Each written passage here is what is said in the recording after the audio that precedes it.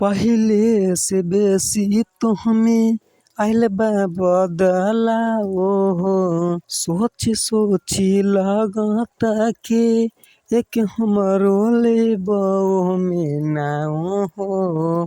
पहिले से बेसी तोहमे आइल बा बदलाव हो। सोची सोची लागता कि ओहमे एगो हमरो लेबा नाव हो। औ कहला में भीरी नहीं ठेकतारू आ दूसरा के बेकते बारू। दिहला पर फूल लेके फेंकतारू आ दूसरा के बेकते बारू हो। और रहलू लिपाटी हमसे देखे के दौरी से। अब त तू त छोड़ देहलू सब कुछ परते से नूर के हो। और रहलू लिपाटी हमसे देखे के दौरी के। और सब कुछ त तू त छोड़ देहलू परते से नूर के। बड़ी हरामी बारू ये जान तू। औ एको क्षण हमसे न त रहतारू दूर हो।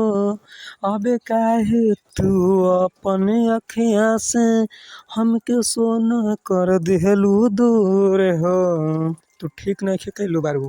अबे काहे ना नजरियो के त देखतारू दोसरा के बेकते बारू जान। लेके गुलाब के फूल तू फेंकतारू आ दूसरा के बेकते बारू हो। आ दूसरा के बेकते बारू ना। तोहरा न बाटे साथ छोड़ला के हाथ हो। आ देख कैसे घूमतनी धके हमू हाथ हो। तोहरा न बाटे साथ छोड़ला के गम हो।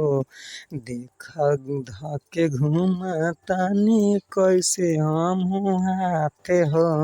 का ये जान काहे हमके इतना परेशान करके भुला गइलू।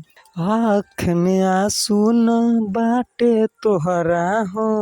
औ कैसे भूलैलू निखिल बिहारी के प्यार हो। और दिलावा जरा के हाथ से खते बारू दोसरा के बेकते बारू। और लेके गुलाब तेहू फेंकतारू दोसरा के बेकते बारू।